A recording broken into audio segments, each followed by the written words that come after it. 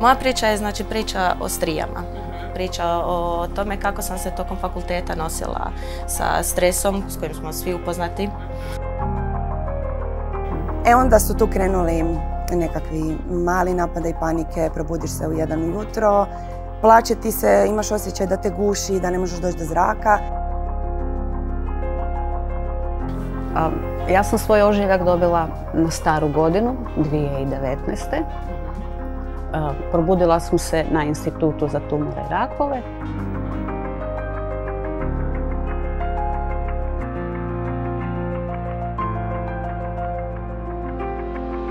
I ja sam se jako zaboravila. I naravno moja borba sa štitnjačom. Moje lice je bilo kompletno prekriveno, crveno, skupila 30 paljeno. kg viška. Ono što je meni bilo u tom trenu super je što su se nosile maske i onda kad ideš u dućan staviš masku, niko te ne vidi.